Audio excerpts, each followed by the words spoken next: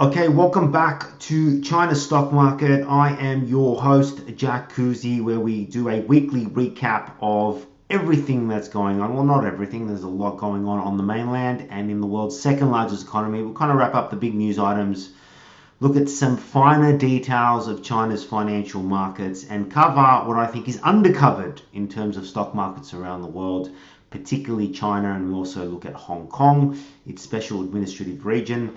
Another, actually, I wouldn't say a big week for China, not many news stories. We are heading into the third plenum, which should provide a lot of news items, and we'll definitely cover what the plenum is this week, and then in the ensuing weeks, what's going to come out of the plenum and whether that's going to affect certain industries or sectors. Before we do that, let's just do a disclaimer. Remember, content here are information purposes only.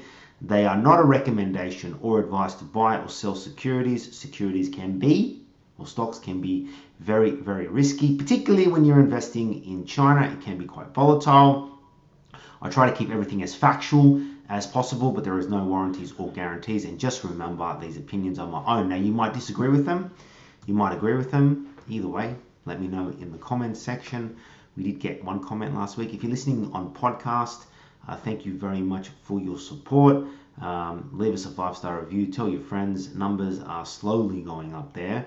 And if you're on YouTube, hit that subscribe button. All right, as always, we're going to run through market performance, quick hits. We're going to run through Shein and the lack of the IPO, stock hedges at an all-time low on Chinese markets. We're going to run through the third plenum, which is a massive meeting that goes on. PMI data came out. EV deliveries at all-time highs across a number of EV companies in China, and the rush to the United States. I'll give you a little bit more detail when we go through that as it is. Bumpy week for Chinese markets, and it's been a bumpy couple of months. SSC composite down 1.7% for the week. Now we go from Friday to Thursday. It is the 5th of July, 6:55 a.m. here in Sydney. So we ran Friday, Monday, Tuesday, Wednesday, Thursday, trading days. I should film this on a Saturday, but I have kids and there are things to do. Shenzhen composite down 3.03%. And the Hang Seng eked out a gain of 0.46. Let's just run through the 3-month numbers. SSC down 3.82, Shenzhen down 9.31. Hang Seng still hanging in there. That's a lot of China's tech companies, 7.39. And we can see on YouTube the 6-month performance, but I'll read it out to you for those listening on podcast. 0.26 on the SSC, minus 5.77 on the Shenzhen, and 8.78 on the Hang Seng index, giving up a lot of those gains that we saw from that February to kind of May period. All right, let's run through some quick hits. And let's take a look at Monday, 1st of July. So Hong Kong markets were actually closed that day. And that was actually to mark the special administrative region formation of Hong Kong, in a kind of a deal that was done with the British a very, very long time ago. I guess to note on that day, the mainland was mostly higher without any type of lead out of Hong Kong, except for the starboard. But what we did see was that when you looked at the top performing sector within the MSCI China All Shares Index, which is kind of a really good gauge around China's stock market, real estate was the leading one. And that's off the back of, I think, follow-on news from something that we covered last week around Beijing removing or lowering purchase restrictions depending on which property it was. So from memory, I think your first property, instead of needing 35% deposit, you now need 30%, and lower depending on your second or third property. And that was to encourage more home purchases, and also came in line with other major cities, particularly Guangzhou, Shenzhen. I think Shanghai was in there. And that's basically trying to urge Chinese citizens to come back to the property market. And we've talked about this, and if you follow Chinese markets, you will know that they are in a very turbulent property market and have been for a couple of years now. We saw some reports or some announcements by Li, Xpeng, and NIO. All reported June deliveries increased year over year. by 47%, 24%, and 98% for NIO respectively. Electric vehicle system was actually lower even because of that announcement. And it has had a bit of a run. There is concerns about overcapacity, but there are also major concerns about headwinds, particularly into Europe, where Chinese EVs and Chinese car makers have been rising up the ranks in terms of the most purchased cars. We talked about China's OpenAI's policy towards China last week. We talked about some of the benefits there. Well, Baidu came out and said that they currently have 300 million users of its ErnieBot, which is their alternative to ChatGPT. The company's chief technology officer, Wang Heifang, announced it at the Wave Summit 2024, at which the search giant teased its latest version of its AI foundation model, Ernie 4.0. Now, they're actually charging some people for this and earning some revenue. I think they'll be a big benefiter of OpenAI not allowing Chinese citizens or Chinese developers to use the LLM program. And I've often said in previous months that if you wanted to back an AI play within Baidu, within China, then I think Baidu is your prime target. Again, this is not a recommendation, particularly in that large language model space. What else did they say about this? Wang said Baidu's AI bot handles 500 million queries a day. The new model can be accessed via the official website and app, with corporate clients able to call the API of Baidu's most advanced model directly within its AI Cloud Kingfang platform, according to Baidu. So interesting developments there. Talk about a growing market within China. We look at cloud services. Well, if you look at spending on cloud, whether that's upgrading infrastructure to cloud or everything around it, so spending on the business or the industry, that's up 20% year over year. I think Chinese cloud has a lot of legs. You talk about adoption, long-term adoption, so much left for people to move on to the cloud, or areas of their business to move on to the cloud, and how important the cloud is to modern day economies. Then I think China is actually, in terms of its adoption rate, lagging behind. So it's good to see spending has been increased, and that's all according to a latest data from market research firm Canalys. However, the market continues to be dominated by three giants. That's Alibaba Cloud, Huawei Cloud, and Tencent Cloud, which collectively grew 22% year over year and held 72% market share. 22% year over year is not bad cloud growth. It's not bad growth for anything. Alibaba's cloud continues to be the major dominator with 37% of market share, followed by Huawei at 19 and Tencent at 16. And then you've got a bunch of other players. Off the top of my head, I'm going to say Baidu's in there, Kingsoft. I'm just trying to think of the owner of TikTok. I can't believe ByteDance, definitely in the cloud business, and a few other players. Now, there has been major price cuts, and we've kind of tracked that over the past couple of months. And increased AI application investments boosted cloud adoption, the report analyzed. Additionally, both Huawei and Tencent introduced AI-focused partner programs to enhance market differentiation and foster AI adoption. So more data that came out on July 1st out of China was in relation to shipments of the iPhone. In fact, if you're watching on YouTube, please hit that subscribe button and leave us a like. You will see that iPhone shipments in China increased by 40% year on year, continuing April's rebound momentum. If you're listening to us on podcasts, I just spelt it out to you. Now, there has been significant cuts to the price of the iPhone. Yes, but I think this is a further indication that while the consumer in China is not gangbusting and out there, they are certainly alive and are not dead. Usually, an iPhone is a need, not a want, and a higher end of those needs. And the fact that sales are up 40% year on year in the wave of some great competition. You've got the Mate 70 by Huawei. You've got the Vivo X100. I mean, there are some really good smartphones. You've obviously got Xiaomi. The fact that iPhones are selling and are increasing indicates that maybe the Chinese consumer is not as bad as we think they are. So this was by the China Academy of Information and Communications Technology. Acronym CAICT. The acronyms are always long in China. They are always long. They said that announcement that shipment volume of foreign branded phones in China increased from 3.603 million units to 5.028, a rise of 1.42 million. Despite not being mentioned by name, the increase in shipments is largely due to Apple's performance as the company dominates the foreign brand market in China. The iPhone has seen multiple price cuts markets this year, with prices dropping to historical lows during the recent 618 shopping festival, second largest discount day in China, reaching discounts of RMB 2,350, or for you outside of China, which most of you are, an equivalent of $324 US.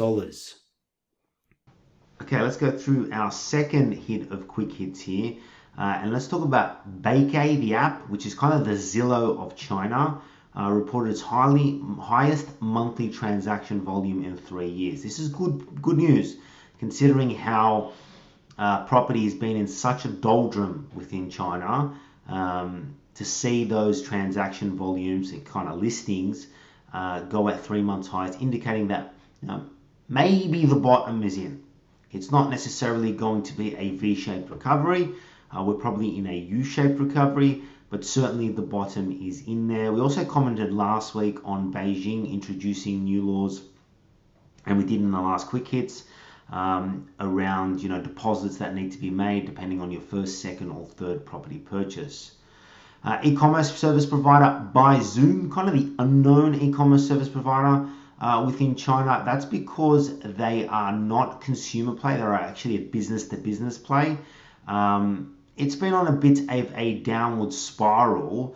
It had 4% pop overnight, and I just wanted to cover it. I mean, this thing is facing increased competition from enhanced services offered by merchants such as Alibaba in particular, who's moving more into that B2B play, not necessarily under Taobao or Tmall, but under other models. Alibaba has also, for example, rolled out more free of charge AI advertising tools for merchants to use on the platform, indicative of increasing cutthroat competition in the e-commerce market within China. Alibaba announced that it had purchased 5.8 billion worth of shares in the first quarter, with 26.1 billion remaining in the current program, which extends through the first quarter of 2027. Right, so we talked about buybacks last week being at record highs for Hong Kong listed company, about 181 were in the midst of buybacks. One of the biggest there was Tencent, but Alibaba I think was in third or fourth. But they are continuing. They've been buying back for a while. This is a monster program and should be a significant catalyst for the stock. The Hong Kong shares inclusion in the southbound Stock Connect could be another potential strong catalyst for the stock, as almost 10% of Tencent's market cap is held by mainland investors. So the fact that mainland investors can now buy that through the southbound, you should see some accumulation by Chinese citizens who know and love and use the brand. SenseTime continues to make moves. I looked at the stock price of this company. We commented this on, it was the last program we did before we went on a little bit of a hiatus.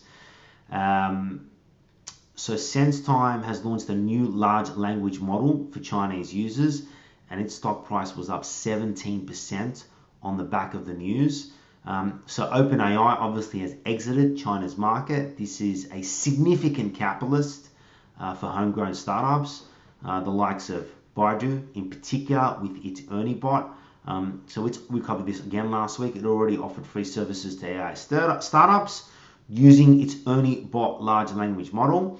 Alibaba was offering services through its cloud division, and then technology giant kind of at perfect timing, has introduced SenseTime Group has introduced its large language model for Chinese users. And like I said, the stock was up 17% on the news. That thing is up well over 100% in the last 6 months.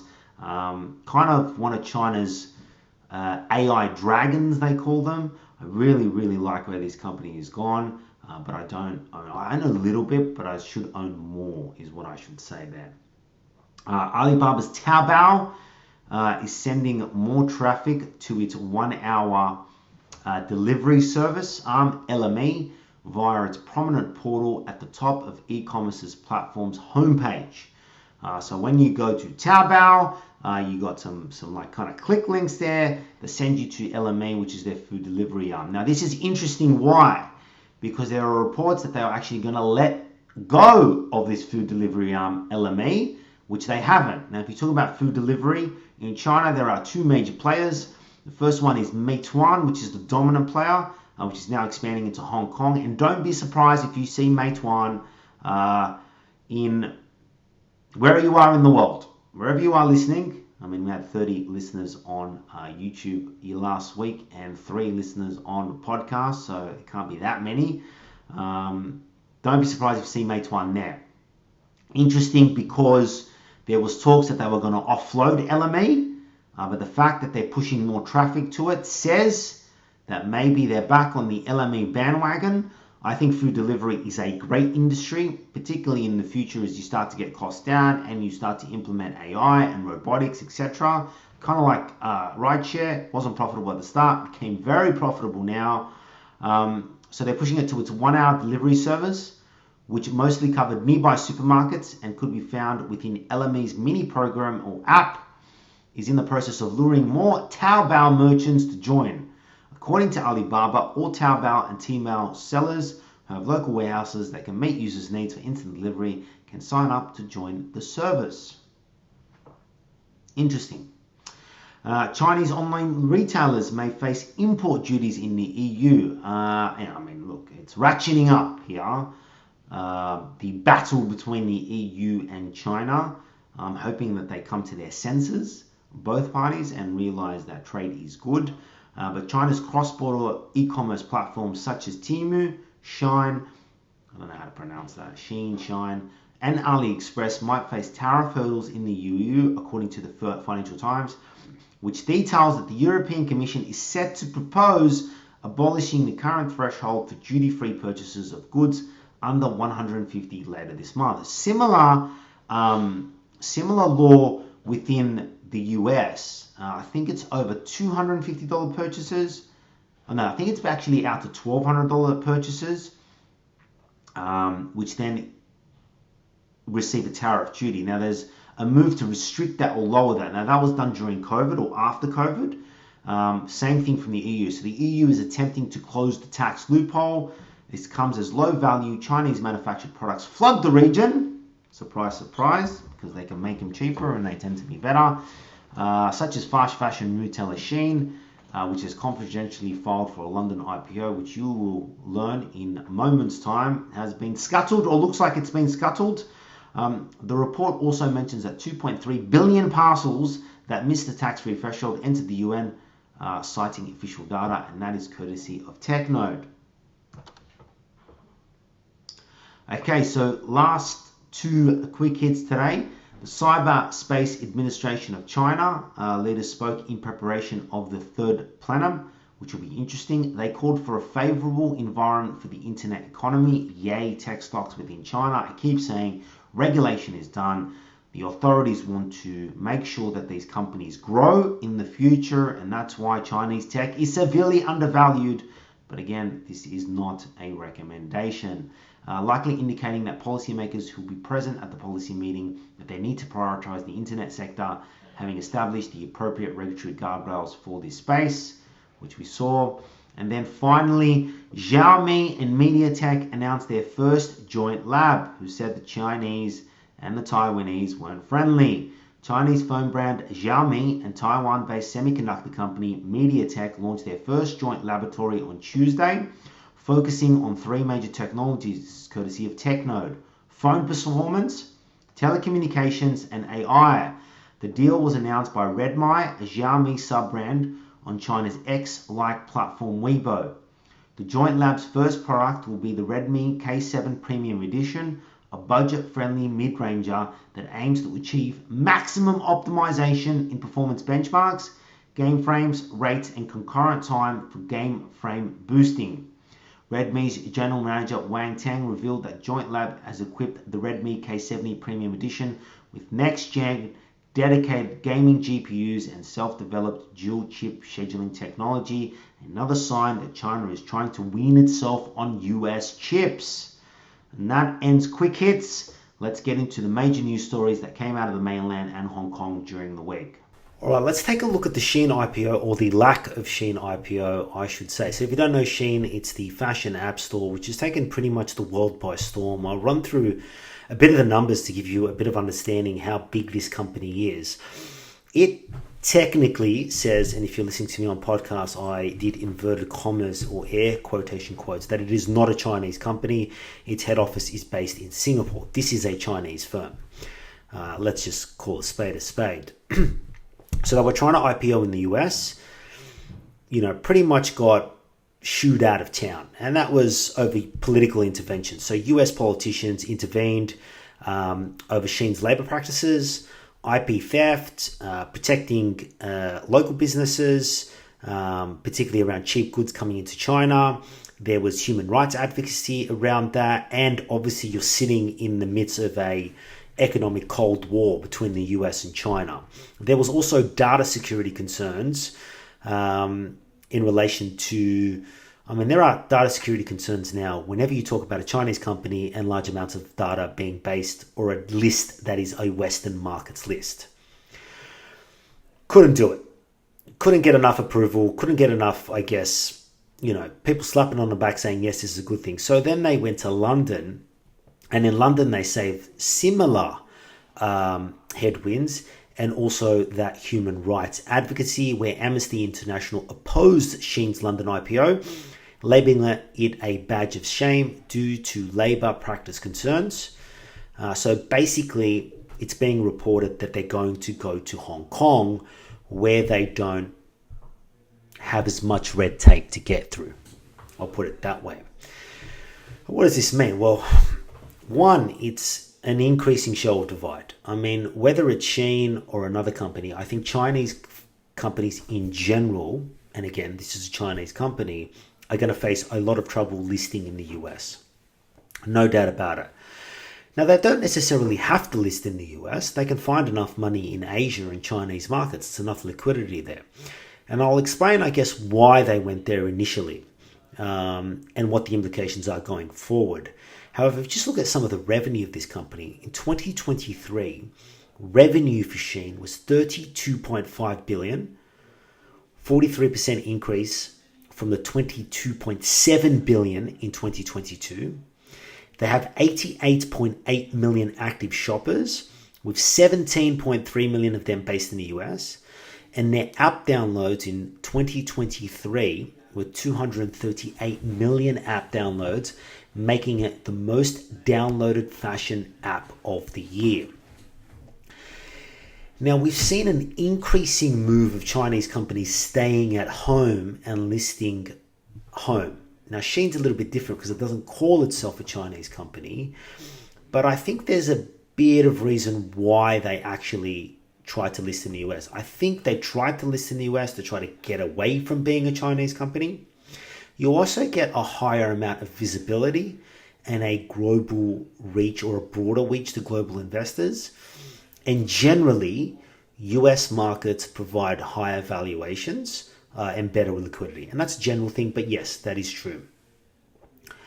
What I also think is, if you look at their major shareholders, Sequoia Capital, US investment firm, General Atlantic, a global growth equity firm headquartered in New York, Mubadala Investment, which is the sovereign wealth fund of Abu Dhabi, Tiger Global Management, New York-based investment firm, and IDG, US-based with strong presence in China. Most of these are Americans. I think they wanted a US listing, keep their money in US dollars, and get it out. but it doesn't look like it's going to happen. It looks like this is going to list on the Hong Kong Stock Exchange. I think this is a win in terms of valuation. Let's just remove aside the ethical component for now. And they will be able to raise enough money. I mean, I don't think the problem getting investors in this based on those numbers, but this is a clear sign of more of a growing divide. And I don't think you're going to see many Chinese companies list in the US. One, for threat of being delisted. And two, I think the Chinese don't want as many of them listing over there. They want them listing on local exchanges. And the other thing is, if they list in the US, Chinese citizens actually can't buy those stocks. So unless they're listed in Hong Kong or on the mainland, Chinese citizens can't benefit from their national champions from them being IPO'd overseas. So looks like it's going to Hong Kong, and that's because basically they've been rejected from the US market, and another growing form of tension and divide, not only along tech lines and military lines and geopolitical lines, we're talking around financial market listing lines, exchange lines here, when 10 years ago it was a free and open space. And this is interesting to watch. I can't wait to see under the hood and look at what the prospectus looks like. All right, let's cover this news article by Bloomberg. You can see that there, China stock hedges at 12-year lows suggest traders bet on calm. Now, if you're listening on podcast, you can't see these two charts, and if you are listening on YouTube or watching on YouTube, let me just adjust this screen so you can see it a little bit more. I'm sorry about that. You can see that volatility is drifting lower. So the first chart, and I'll try to read it as much as I can for those listening to you on podcast. Summer options on Chinese stocks traded in Hong Kong appear cheap. So the HSI 3-month versus 6-month implied volatility. What I'm saying is volatility is all-time lows within China, and put and call open interest, particularly puts, so protecting against downside risks, are also at all-time lows or 12-year lows, suggesting currently that betting on market stability rather than volatility. So hedging decline. So Bloomberg reported that the number of outstanding contracts on the Hang Seng China Enterprise Index is at its lowest since 2012. The decline follows the recent expiration of contracts.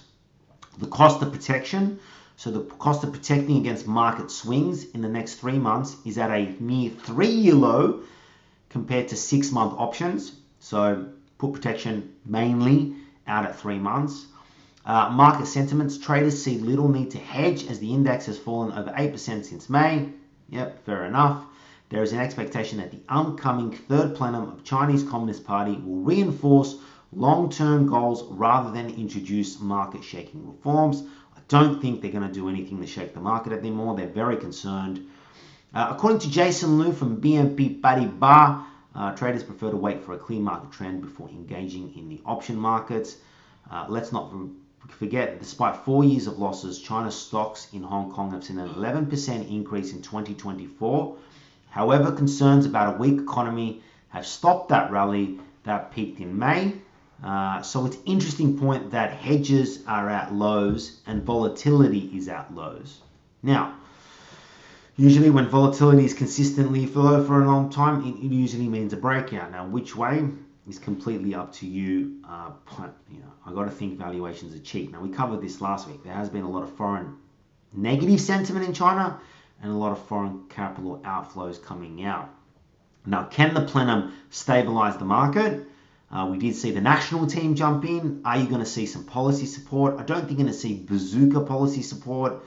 This is a gradual move by Chinese authorities to stabilize this economy and get the consumer back up.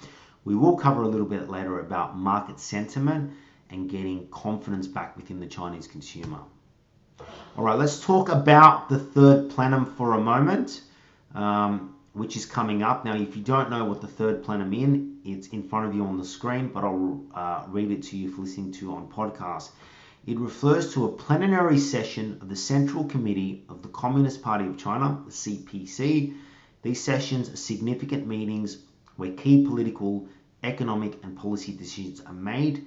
Typically, plenums are held annually, though they can occur more frequently if necessary. Now, I think there's been 72 plenums since 1922. The reason why they call it the third plenum is it's the third plenum of this kind of government or central committee led by President Xi Jinping. So how do these plenums work? So the participants are the Central Committee members, which includes senior officials and leaders within the CPC that attend these sessions. Very different to the Linghua or the two sessions, which are kind of everybody within the government in local sectors. These are the kingpins, the bosses of the bosses, including the Standing Central Committee, which usually consists of 7, 5, or 9 people. The agenda for the plenum varies, but often includes discussing and approving major policy and economic changes and strategic decisions for the country. They can be really big moves in the nature or the structure of the way China treats its economy or its government or its nation in general. It doesn't always have to be economic. Significant decisions can be made with substantial implications for China's domestic and international policies. They are usually held once a year, however, this one has been delayed. A notable plenum, probably the most notable plenum, was the third plenary session of the 11th Central Committee in 1978, marked the beginning of China's economic reform and opening up of policies under Deng Xiaoping, probably the most significant one. We have one, it's been announced for the 15th of July. We are currently 10 days away from it. Do I think there are going to be massive changes? No, because we kind of know Xi's policy already, but who knows? Something big could come out of it. And when you are investing in a state-run, centrally planned economy, you need key indicators or telltale signs from the government to kind of form your decisions on which sectors and industries you will invest your hard-earned money. So I'll be listening in, obviously on an English translation, because I do not speak Mandarin, but if you do, and you want to help me out, hit me up in the comments section. All right, let's talk about EV deliveries within China, and they are gun-ho, rising every month. Chinese car makers Geely, NIO, and Huawei-backed IDO reported record deliveries in June, courtesy of TechNote. There is a chart in front of you that you can see deliveries up, so the green bar indicates what happened in June as compared to May, and there were rises all across the board. I don't think one Chinese EV maker actually had a decrease in deliveries. Let's talk about the major numbers. So despite a near duopoly of BYD and Tesla, Huawei and Li Auto are emerging as leaders among the new EV players. The rally in EV sales contrasts with flat overall market sales amid a temporary pause in the price war in efforts to meet mid-year delivery targets. Li Auto delivered 47,774 cars in June, a 36.4% increase from May, driven by sales of the new L6 hybrid crossover. Huawei delivered 1,633 fewer vehicles than Li Auto in June. Jaime Brown delivered 194,000 units from January to June, launching new premium brand Stellato and BAIC. Geely set a new record with its Zeekr brand. Shenzhen EV sales rose 61% and 14.7% month on month. Chery EV sales surged 181.5% in the first half of the year. NIO and Leapmotor both reached the 20,000 unit milestone. I mean, I could go on. And Xiaomi, which we covered, their SU7 delivered over 10,000 in its third delivery month. Tesla sales of China-made vehicles declined 10.5% year on year to 426,623, despite a 14.8% quarterly increase. Booming. I mean, China's EV domestic market is booming. I will continue to say this. If you allow Chinese EV producers to export their cars freely around the world would be driving Chinese EVs within 5 years. We would get this done. They can't, obviously, there are geopolitical pressures that are happening around the world. But it makes a bigger point here. You talk about Chinese overcapacity in this industry. Well, yes, there may be a little bit of overcapacity, but they're doing record deliveries. I mean, these things are being bought in China. And I will continue to say that Chinese just make EVs better. They are the world's leading EV producer. They are the world's leading battery producer. And they are miles, I will say years out of their competitors, with the exception of Tesla. But the EV market is booming. And as such, some of these car companies are doing very, very, very well. And, I talk about Xiaomi and its EV and how they might integrate it with its phone and the Internet of Things. There are some great things happening within China's EV market and its software market. And if they are allowed to export freely overseas, I think they will do really well. I only look at Australia here. You can start to see a lot more BYDs on the road, a lot more Polestars, which is actually a joint venture between Geely and Volkswagen. It's the only Chinese EV you can actually buy in America because it's under a different brand. The question is, will China be allowed to export their EVs to the rest of the world without being subject to tariffs? And that's the big one that's happening in the EU now, with the proposal to put another 10% tariff on Chinese EV makers coming into China to counteract China's growing market share within Europe. What will happen? Now, it's dependent on these stock prices for them to grow and their margins to grow. China needs to export to the rest of the world. Now, whether it's definitely going to be blocked out of the US. I can't see anything changing there. Whether it continues to be blocked in Europe is a question for its fundamentals. But there are other parts of the world. There is Southeast Asia. There is the global South. There is Eastern Europe. There are parts of Africa with big markets where they can. But they really, really, really need access to Western markets. I think if you're going to see multiples on their earnings, on their PEs, and particularly on their share prices going forward. But I will go back to the point about Chinese overcapacity. Deliveries are being made. Where is the overcapacity in this sector? All right, let's talk about this one. We'll finish up on this one. And this is a report by the South China Morning Post. Now, I've covered this previously around Chinese traders' craze for ETFs tracking US stocks triggers suspensions and warnings. Now, what is happening is you have a declining share market within China. It's been in the doldrums for nearly 4 years now. Chinese citizens who are big investors and a big retail army want to invest in stocks. It's a great wealth creator. Their local champions and their national champions are not doing very well and have not done very well for a long time. They are lacking in confidence. They are seeing overseas markets, in particular in the US, have all-time rallies, so they are then attracted to them. However, China has tight capital controls. You can't send money overseas to a US broker and invest in Apple or Microsoft or Tesla or Meta or who have I missed out here? Or Google or Amazon, etc.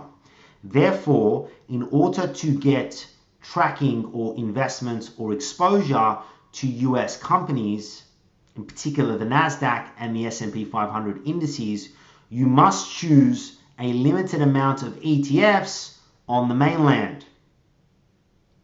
So what you've seen is a flourish, or maybe flourish is not the good word, a flood of money move into these ETFs, which means these ETFs are actually trading well above net asset value. So technically they're worth $10 when you combine the market caps of all the companies listed under it and get it into a price, which is called a net asset value of that ETF. But however, the fair value is 10, they're trading at 12.5 or 15 or 16. I'm making these numbers up. So what's led to that is actually Shenzhen exchanges suspend the trading of one ETF, which is its largest, is the Invesco Great Wall Nasdaq 100 ETF for unusual pricing movements. This happened during the week. ETF's closing price was 15% above the net asset value before suspension. There was a warning from fund managers that these high premiums could lead to potential losses because they're just trading above value and not trading at fair value. Similar warnings came from China's asset management, Basseri Asset Management, Guotou Asset Management. Now, why is this happening? Again, market confidence in local markets is deteriorating and has been at an all-time low, and you don't blame them.